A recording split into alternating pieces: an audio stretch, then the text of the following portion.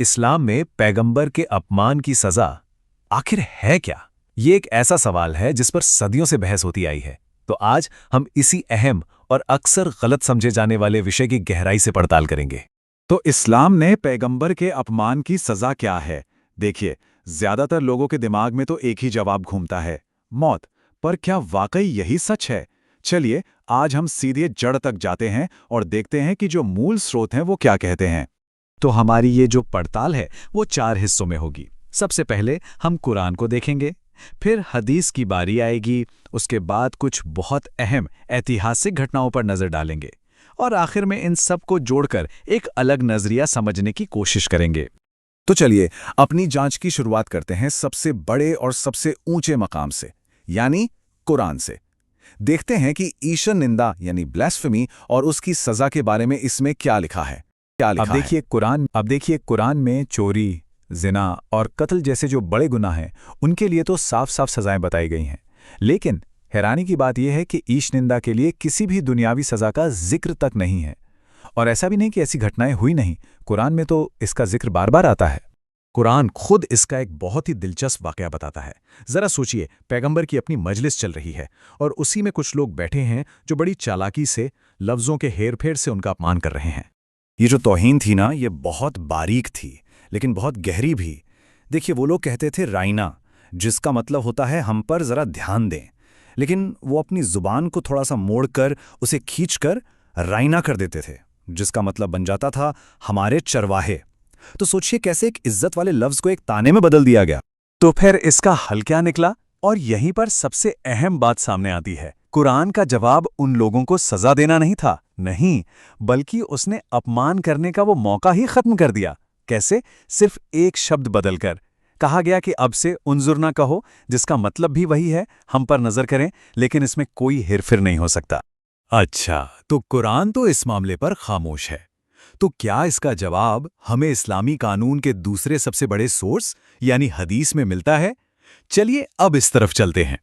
अब यहां एक और चौंकाने वाली बात सामने आती है।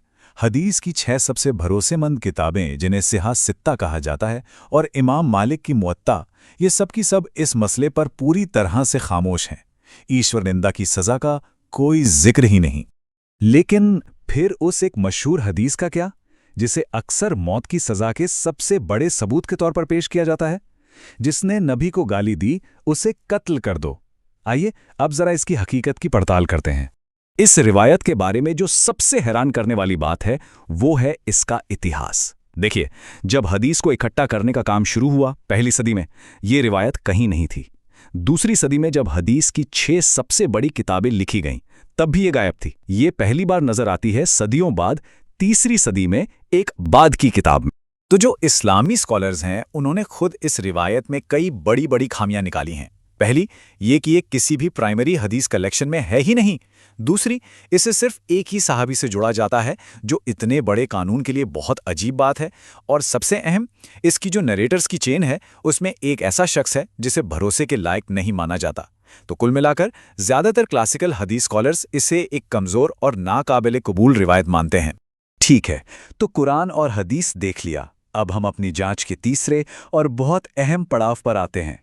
वो ऐतिहासिक घटनाएं, वो मामले जहां पैगंबर के जमाने में लोगों को मौत की सजा दी गई थी और जिन्हें आज ईशनिंदा से जोड़ा जाता है। तो चलिए सबसे पहले काब इब्न अल अशरफ के केस को देखते हैं। इसे अक्सर ईशनिंदा की सजा का सबसे बड़ा और पहला उदाहरण माना जाता है। तो आमतौर पर कहा जाता है कि उसे सजा मिली अपमानजनक शायरी के लिए, लेकिन जब हम इतिहासकारों को पढ़ते हैं तो तस्वीर बिल्कुल अलग नजर आती है। असल जुर्म क्या थे? मदीना के खिलाफ जंग के लिए भड़काना, बद्र की जंग के बाद बदला लेने के लिए उकसाना, मुस्लिम औरतों का नाम ले लेकर उन्हें सरेआम अपनी शायरी में जलील करना और खुद पैगंबर के कत्ल की साजिश रचना। तो ये मामला सिर्फ शायरी का नहीं था, ये देशद्रोह और राज्य के खिलाफ एक बड़ी साजिश का था। अच्छा, अगला केस देखते हैं, अबू राफे का। एक और नाम जिसका जिक्र अक्सर इसी सिलसिले में किया जाता है। इसके बारे में भी यही कहा जाता है कि जुर्म ईशनिंदा था, लेकिन हकीकत यह है कि अबू राफे एक की ऑर्गेनाइजर था, जिसने दुश्मन कबीलों को मदीना पर हमला करने के लिए जमा किया था। वो सीधे सीधे जंग और जासूसी में शामिल था, तो उसे एक दुश्मन लड़ाके के तौर पर सजा दी गई। और अब हम जिस आखिरी ऐतिहासिक मामले की जांच करेंगे वो है अब्दुल्ला इब्न क़त्ल का। इसके बारे में भी यही कहा जाता है कि सजा ईशनिंदा के लिए थी, लेकिन असल जुर्म क्या था? उसने अपने ही एक मुस्लिम नौकर का कत्ल कर दिया था और फिर इंसाफ से बचने के लिए मक्का भाग गया था। तो इब्न कत्ल एक भगोड़ा कातिल था और उसकी सजा इसी संगीन जुर्म के लिए थी। तो अब इन सारे सबूतों को एक साथ रखते हैं, कुरान, हदीस और ये ऐतिहासिक मामले। इन सबको समझने के लिए हमें दो बहुत ज़रूरी इस्लामी कानूनी कॉन्सेप्ट्स को समझना होगा जो इस पूरे मुद्दे को एकदम साफ कर देती हैं। पहला कॉन्सेप्ट है फसाद फिल अर्ज़। इसका मतलब है ज़मीन पर फसाद फैलाना। ये इस्लामिक लॉ में उन बड़े जुर्मों के लिए एक लीगल कैटेगरी है जो समाज के अमन और राज्य की सुरक्षा के लिए खतरा बनते हैं, जैसे देशद्रोह, बगावत और साजिश। तो जिन लोगों को सज़ा मिली उन्हें असल में इसी जुर्म के तहत सज़ा मिली थी। और दूसरा कॉन्सेप्ट है इत्माम अल हुज्जा। इसका मतलब है दलील का पूरा हो जाना। ये एक बहुत ही स्पेसिफिक ईश्वरीय कानून है जो सिर्फ पैगंबरों के साथ खास होता है। मतलब जब किसी पैगंबर के सामने वाले दुश्मन हर तरह की दलील और सच्चाई देखने के बाद भी इनकार करते हैं तो उन पर सीधा ईश्वरीय अजाब आता है। ये कानून सिर्फ पैगंबरों के लिए था, ये कोई ऐसा कानून नहीं है जिसे आम मुसलमान बाद में लागू कर सके। तो हमारी इस पूरी पड़ताल का नतीजा क्या निकला? चलिए एक नज़र डालते हैं।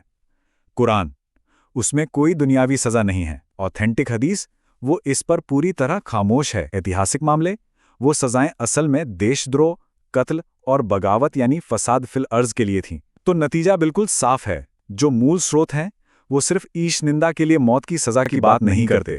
तो आखिर में ये सवाल फिर हमारे सामने आके खड़ा हो जाता है कि अगर मूल स्रोत यानी कुरान और सुन्नत एक बिल्कुल अलग तस्वीर पेश करते हैं तो फिर ये गलतफहमी समाज में इतनी गहरी और इतनी आम क्यों है? ये एक सोचने वाली बात है।